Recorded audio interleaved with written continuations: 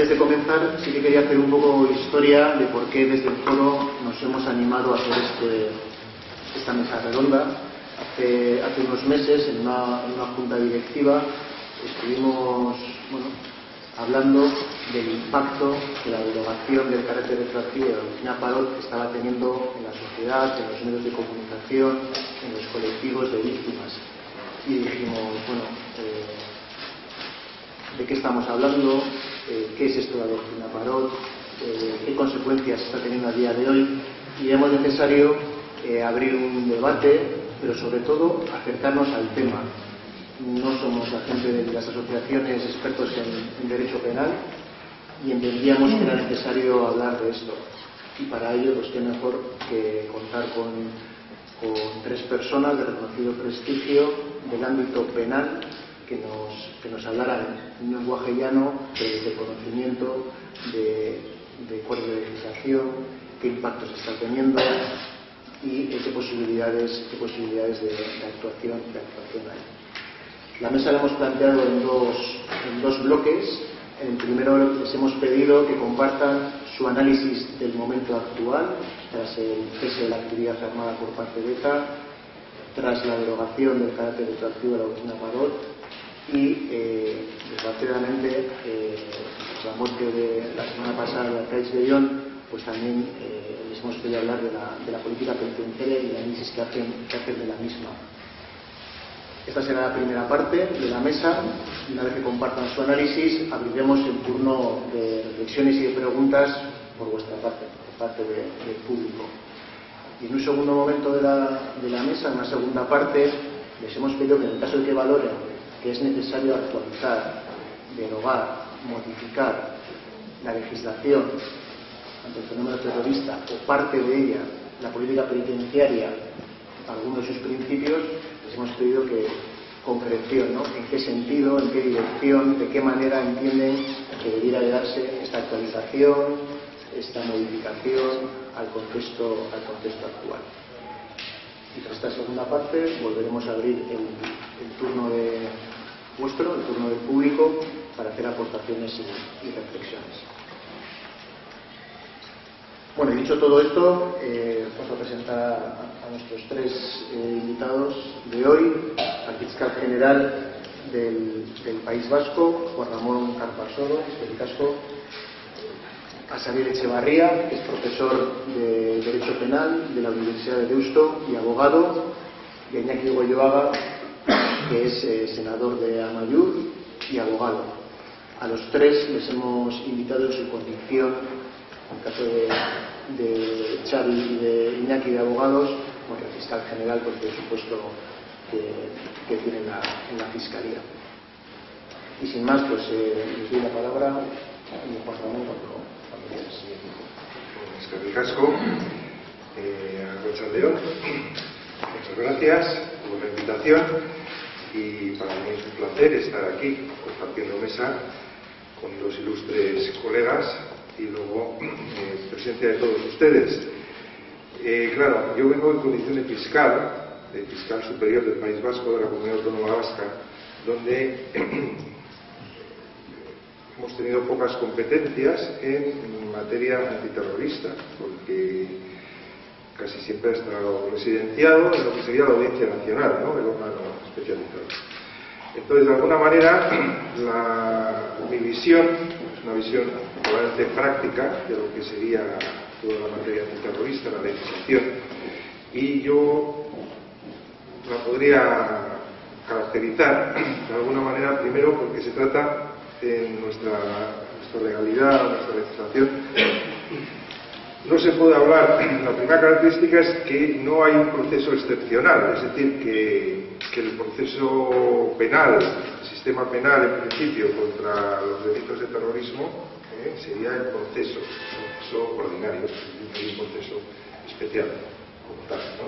Es un proceso ordinario con unas especialidades derivadas de la gravedad del fenómeno antiterrorista, el fenómeno terrorista, mejor dicho. En ese aspecto, una de ellas básica es las competencias, es decir, la especialidad del órgano enjuiciador, que es la Audiencia Nacional, que sucedió en su día al Tribunal de Orden Público y que, bueno, desde el principio ha venido asumiendo la investigación, la persecución y el enjuiciamiento de casi todos estos delitos de terrorismo. Pero hay que decir que es un tribunal especializado, es decir, que no se trataría de un tribunal excepcional, pues sus normas de composición y de funcionamiento son las mismas que el resto de órganos judiciales. La diferencia de que es un órgano central y que es un órgano especializado en ciertos tipos penales, ¿no?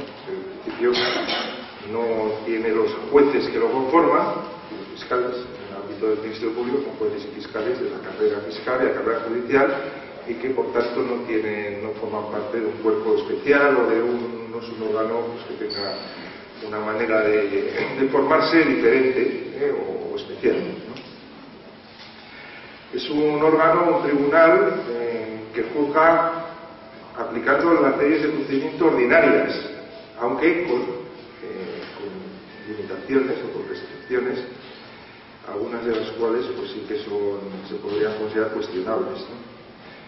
Y también hay que decir que también aplica una legislación, unos tipos penales y una normativa penitenciaria, pues bueno, donde existen también, ahí sí, algunas especialidades derivadas del fenómeno que enjuicia, tratándose del terrorismo.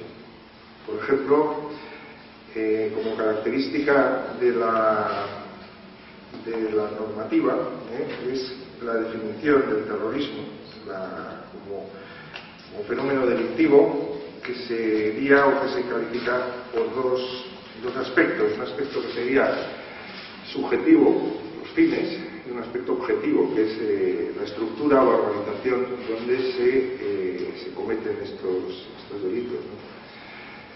Entonces sería como la doble requisito para hablar de un fenómeno de terrorismo, que serían fines de subvertir el orden constitucional o alterar gravemente la paz pública, por un lado, y luego el aspecto organizativo, es decir, que de alguna forma se cometa en el seno de una organización que con carácter sistemático tenga por fin pues cometer por medio de armas o por medio de instrumentos explosivos pues este tipo de delitos que atentan no solamente contra bienes individuales, sino que atentan gravemente contra bienes colectivos, contra la convivencia democrática y contra la sociedad. Porque al final, como decía un ministro francés, el primer ministro de Justicia que tuvo el señor Mitterrand, Monsieur Badinter, los delitos de terrorismo, el delito de terrorismo es un delito contra la democracia, fundamentalmente, más allá de los bienes jurídicos individuales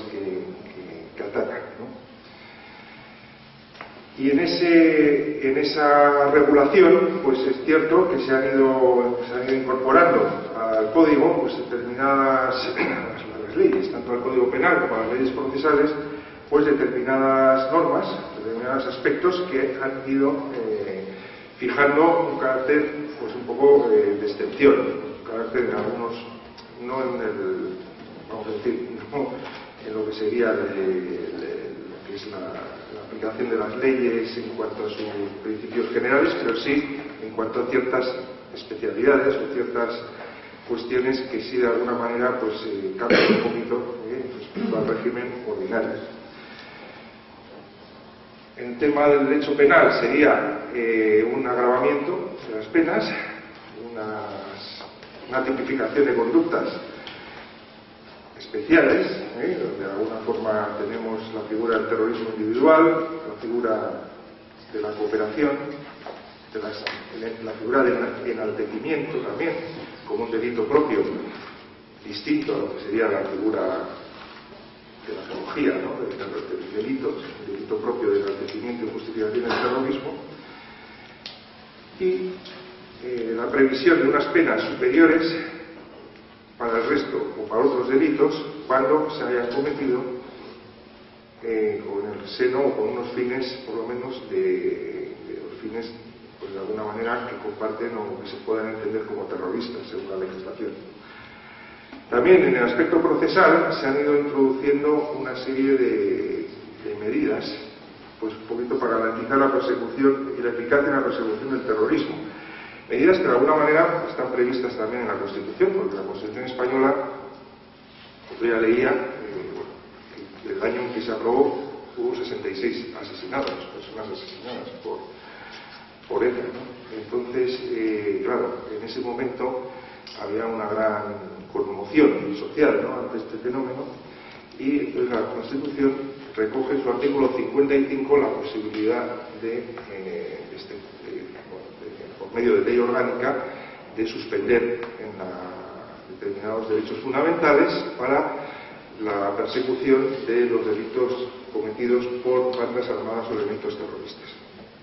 Entonces, en base a este artículo, sí que tenemos en las normas procesales una serie de medidas que de alguna manera, algunas ya no se están utilizando, pero que están recogidas, y otras pues todavía subsisten.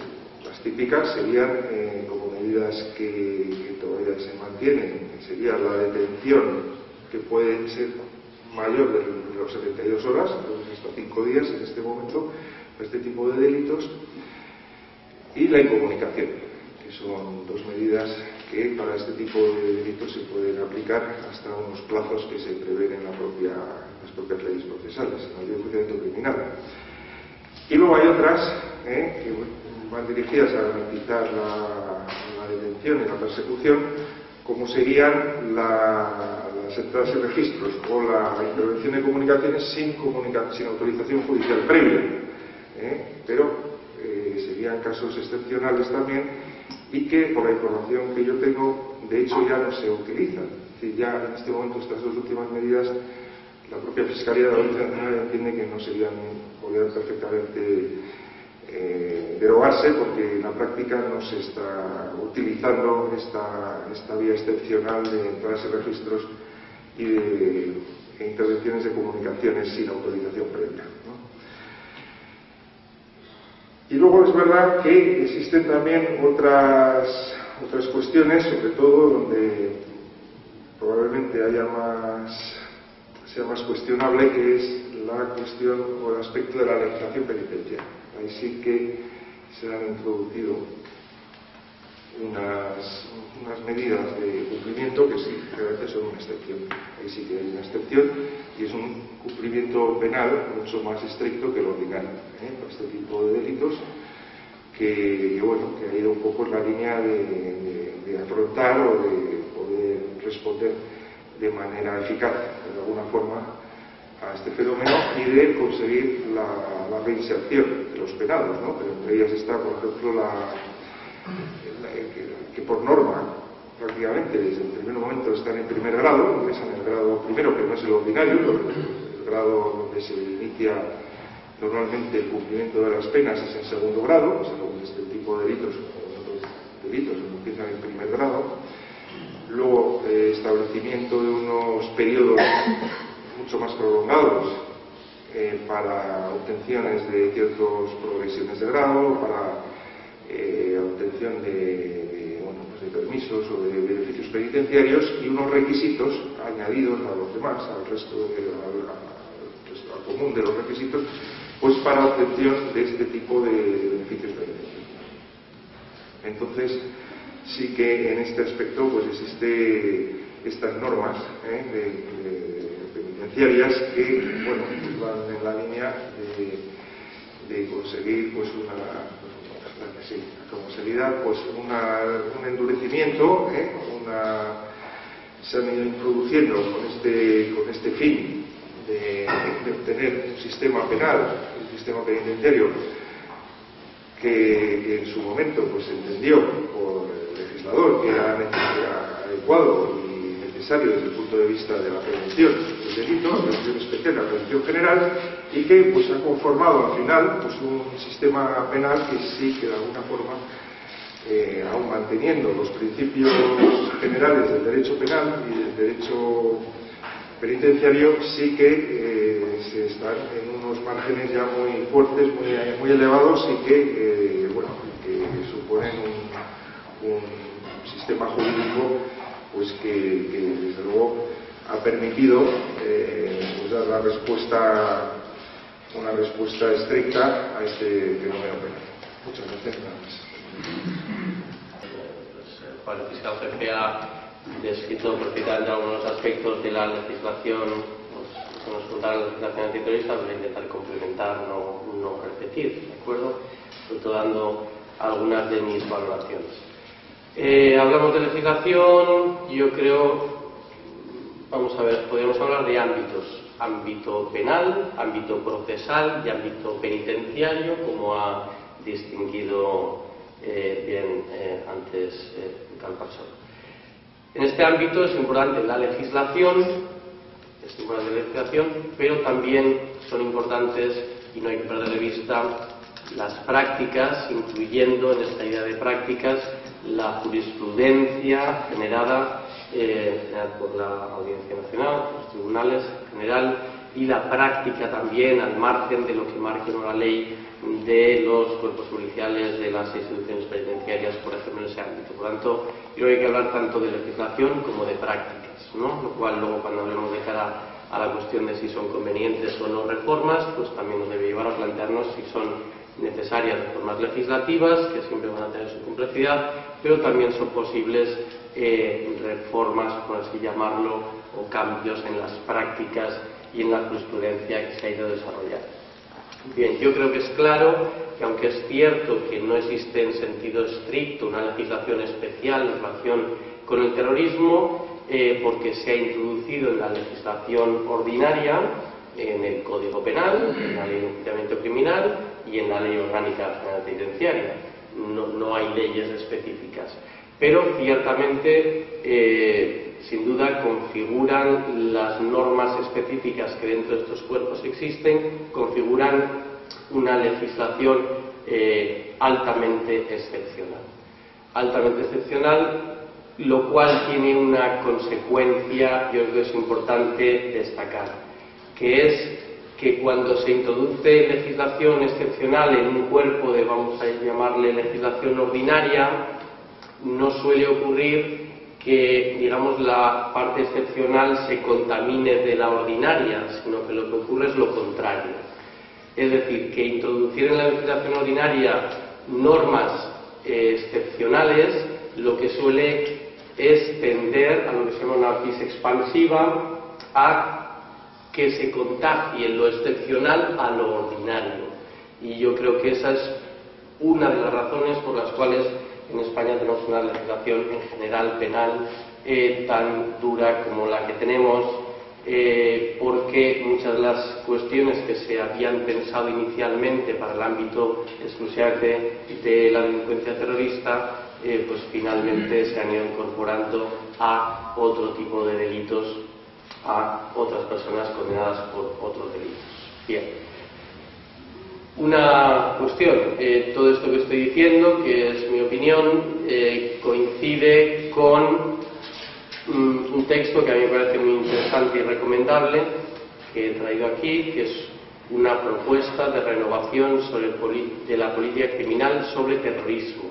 La tenéis con ese nombre en Internet, del año 2013, que reitera de alguna manera en las nuevas circunstancias un manifiesto del año 2008, que es, y por eso lo cito, yo quienes, digamos, formulan esta propuesta, pues tienen una autoridad. Es el Grupo de Estudios de Política Criminal, que está formado por catedráticos, profesores titulares de universidad, jueces, magistrados, algunos de ellos de la Audiencia Nacional, es decir, que son personas que tienen esa trayectoria y tienen esa legitimidad para opinar sobre ese tema, obviamente desde sus planteamientos ideológicos y políticos criminales. Bien, sin cuestionar que el sistema penal, por referirme en su conjunto, ha sido eficaz en la lucha contra la delincuencia terrorista, y gracias al funcionamiento de la justicia penal podemos decir que, entre otros factores, pero ese como muy fundamental, estamos hoy mejor de lo que estábamos, sin cuestionar esa eficacia. Sí que creo que hay que ser críticos con esta legislación, por este carácter excepcional, ¿Por qué se produce en esos tres ámbitos a los que me he referido, en el ámbito del derecho penal, en el ámbito del derecho procesal penal y en el ámbito de la legislación de ejecución de penas, la legislación penitenciaria? Se produce una importantísima exasperación punitiva.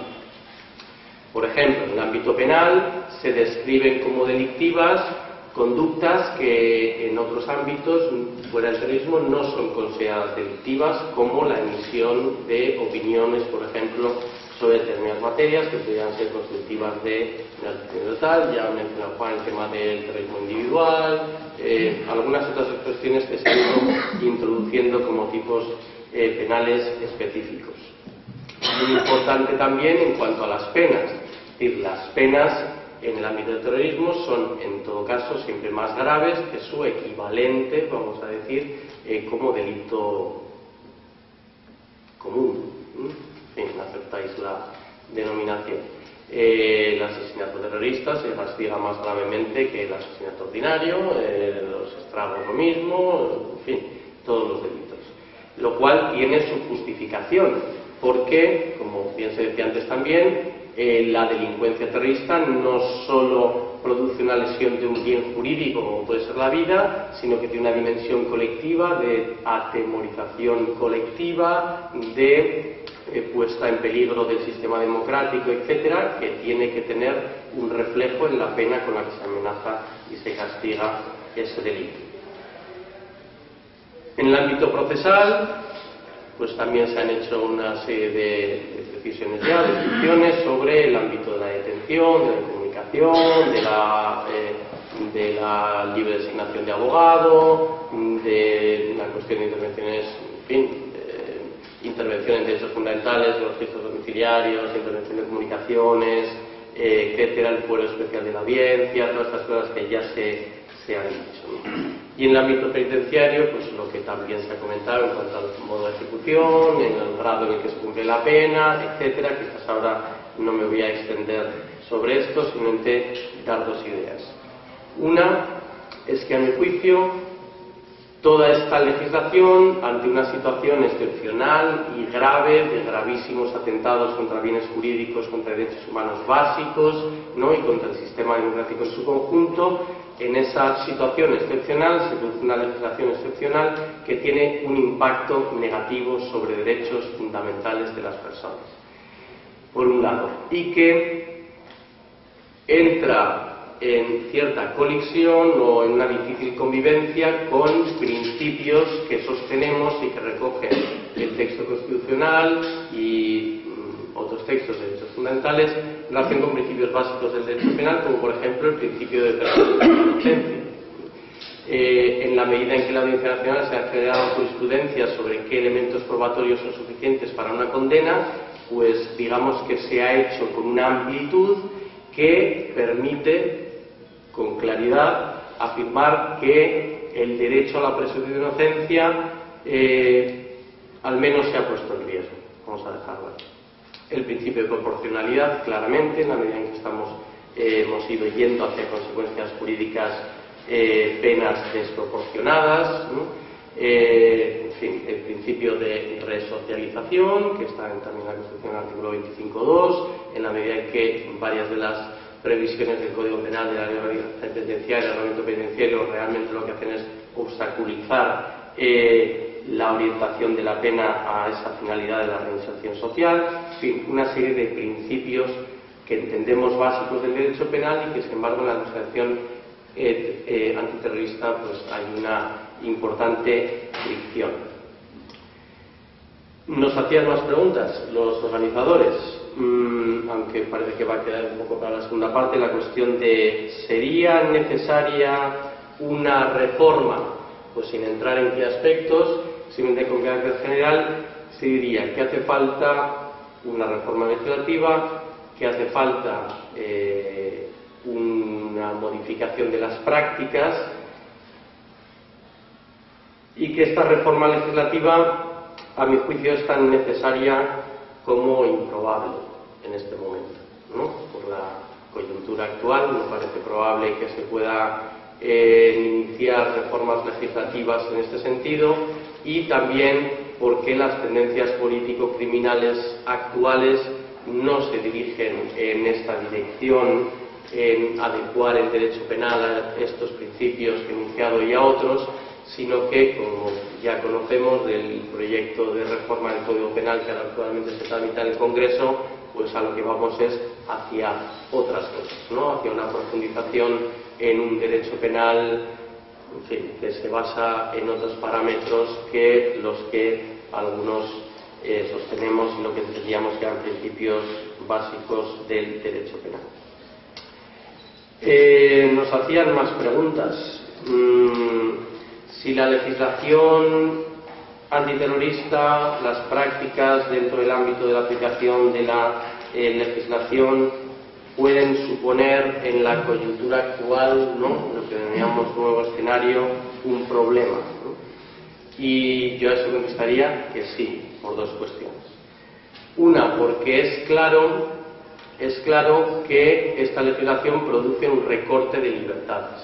Antes no me he referido a ello específicamente, pero creo que hay un ámbito importante que tiene que ver con la interpretación de los tipos de colaboración y pertenencia a banda armada, lo cual ha dado lugar a una extensión de la incriminación de conductas que hace años eran desde un punto de vista penal inocuas y, sin embargo, desde que se fueron desarrollando esta interpretación extensiva, digamos que se va siguiendo este camino de, por decirlo así como se dice periodísticamente, coloquialmente, todo es ETA, ¿no? Y por tanto todo es pertenencia, todo es colaboración, aunque no se pertenezca a la estructura, etcétera, etcétera.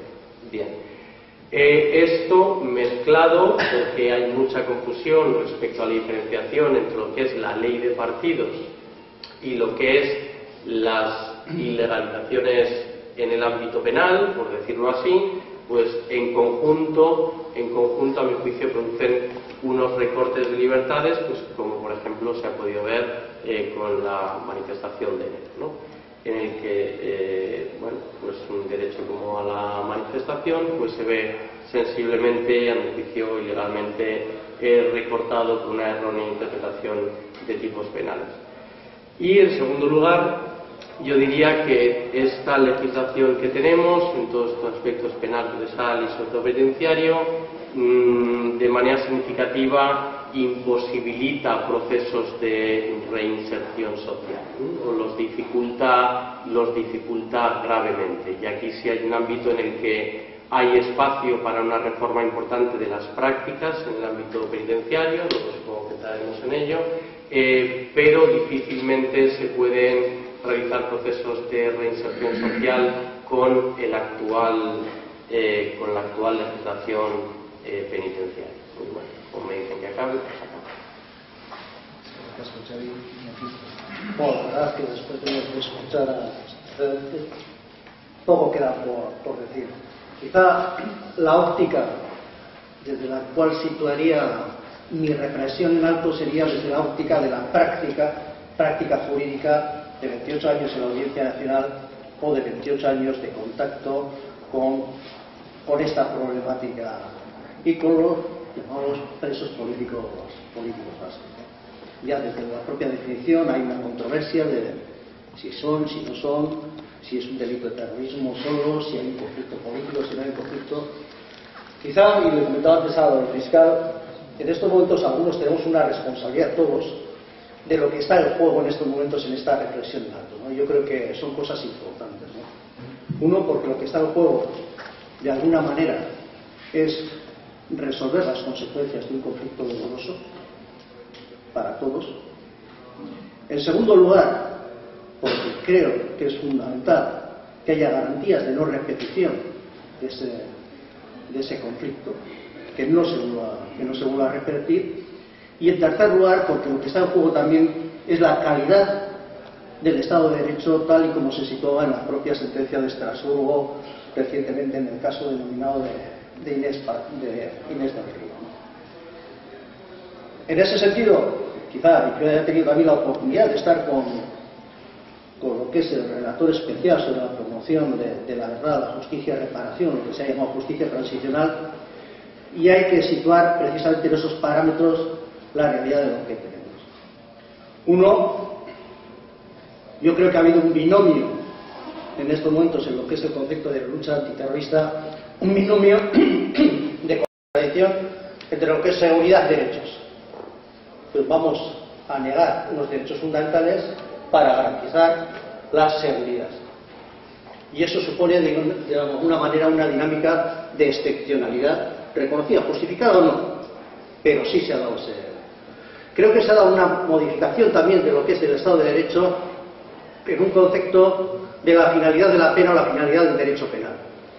El derecho penal, desde luego, desde que yo lo estudié en la universidad, tenía como objetivo, finalidad, la desaparición del delito, y hay una tendencia doctrinal en los últimos tiempos donde la cuestión varía, se modifica, ya la finalidad no es la desaparición del delito, sino el castigo al delincuente. Con lo cual, también la finalidad de la pena va a variar, va a modificarse, y va a modificarse desde una finalidad reinsertadora, reeducadora, tal como establece la propia Constitución española, a una finalidad de castigo y de satisfacción de las víctimas. Y ya viene otro elemento doctrinal, extendido sobre todo desde el 2003 hasta la actualidad, donde tanto el derecho penal y el derecho penitenciario se va a enmarcar con una finalidad de satisfacción de las víctimas, no de reparación o de resarcimiento de las víctimas, sino de satisfacción de las propias víctimas. Con lo cual, de alguna manera, también entra en el marco, como sujeto, de alguna manera, de acción en el marco penal, es las propias víctimas, ¿no? Decía que es fundamental el reconocimiento, por lo menos yo así lo he vivido, no solo una declaración programática de la existencia de un Estado de Derecho, sino de realmente la práctica de ese Estado de Derecho, y lo que está en juego es la actualidad. En ese sentido, yo sí reconozco los diferentes ámbitos, precisamente, en los que hay que analizar la cuestión. La primera cuestión es el ámbito jurisdiccional. Al margen de la discusión o no de si la Audiencia Nacional proviene del Tribunal de Orden Público o no, en realidad es un tribunal especial, y la especialidad no está negada en el marco de un Estado de Derecho. Un juzgado especial, juzgado de violencia de género, y nadie tiene un problema. Es decir, la especialidad como tal, a la hora de abordar determinados delitos, puede y tiene cabida. Lo que no tiene cabida es la excepcionalidad ligada a la especialidad. Sobre todo porque yo he conocido la Audiencia Nacional con una ley antiterrorista fuera del Código Penal, que existía, se incorporó posteriormente, pero no existía. ¿Qué ocurre? Que hay una práctica real, una práctica en el enjuiciamiento, y hay una evolución en lo que es la utilización de la legislación penal por parte de los diferentes jueces y salas de la audiencia. Uno, detención e incomunicación. Conocido en un primer paso 10 días de incomunicación de los detenidos, la antigua ley antiterrorista, y luego se acota hacia pero a 5 días, y se crean, digamos, espacios opacos de impunidad del propio Estado, donde hay una actuación policial en el marco de esa. ¿Qué ocurre? Que cuando alguien dice, la existencia de la tortura, dice, ya estamos aquí con el manual de ETA que dice a todos sus militantes que existe, y bueno, eso es una propaganda de no sé quién. Yo en estos momentos, y en algunos juicios de la Audiencia Nacional, porque hay un reconocimiento de la existencia de la tortura, yo creo, en esto, desde Paco Echevarría, el forense, a otros estamentos, es un insulto, la negación de la tortura es un insulto a la inteligencia. Es decir, un militante es detenido en el Estado español, incomunicado, y declara todo lo que sabe, todo lo que tiene a la policía, es decir, colabora con la policía, no se le aplican luego los beneficios por colaborar. Cuando un militante es detenido en el Estado francés, guarda silencio. Cuando un militante de ETA está incomunicado, declara todo, llega al juez, a la policía, claro, llega al juez y niega todo. Cuando no está incomunicado, no declara. Algo pasa, o sea, yo creo que en lógica, es decir, el tema de las declaraciones libres y voluntarias. Decía que en principio el tema de la jurisdicción, la Audiencia Nacional y la práctica que desarrolla frente a los juzgados naturales. La segunda es el juzgado de vigilancia penitenciaria. Y es que en el marco juzgado central de vigilancia penitenciaria se crea en el 2003. ¿Por qué se crea en el 2003?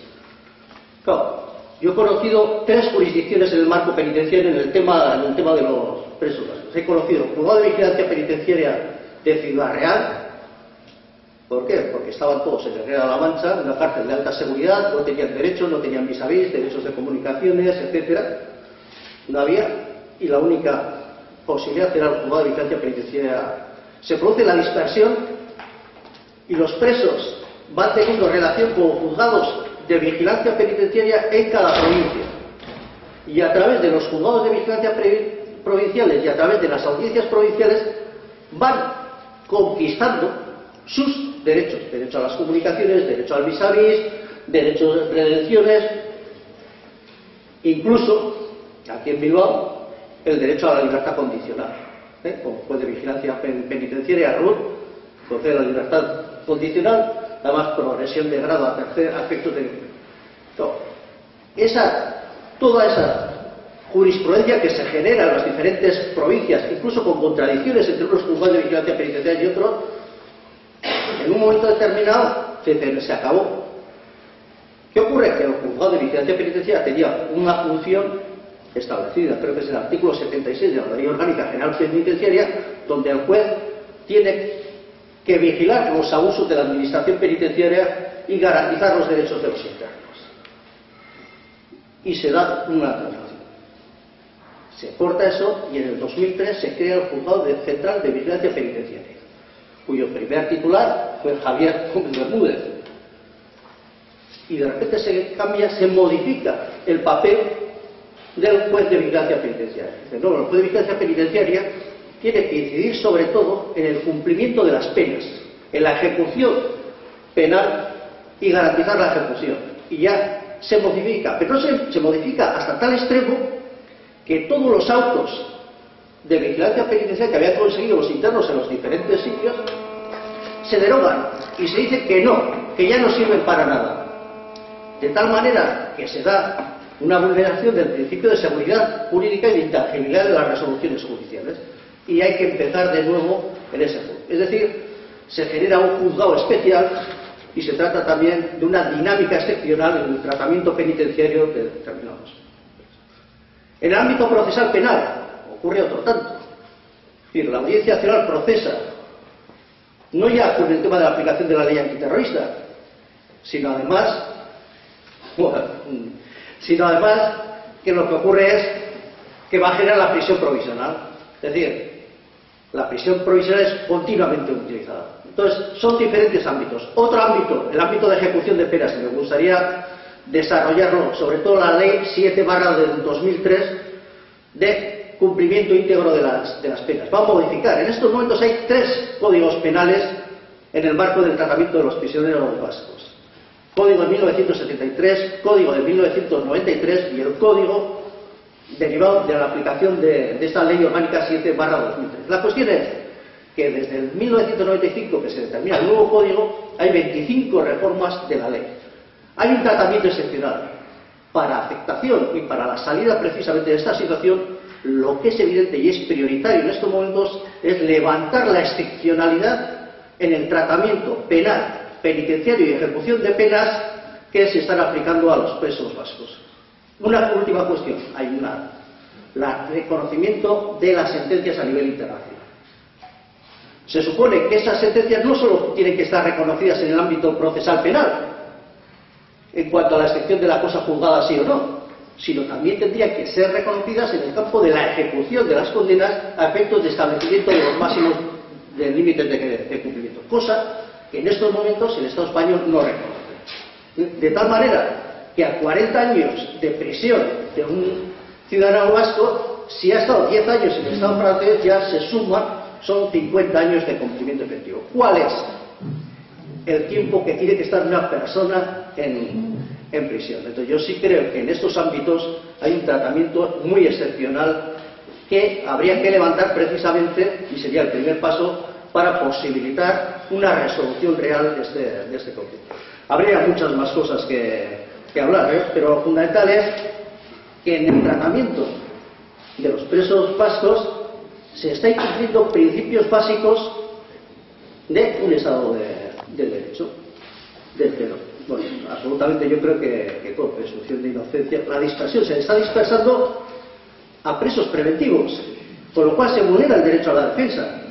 Si yo tengo que defender a 4 personas y las 4 personas las tengo en Málaga, Granada, Almería y en Picassent, tengo el despacho en Bilbao, juzgado en la Audiencia Nacional y tengo que coordinar la defensa de los que son. ¿Y qué ocurre con Idoia Zamacona, que ha estado presa preventiva por colaboración con banda armada en Algeciras, 4 años de prisión provisional y luego es absuelta en el juicio? Ya no es que haya estado 4 años en prisión, sino es que ha estado 4 años de prisión en Algeciras. Y esa es una realidad tangible. Es decir, podría enumerar una casuística mucho más extensa que esta que estoy realizando. Pero no, me parece que me han dado el toque ya. Aquí, dejo los tres por las reflexiones iniciales.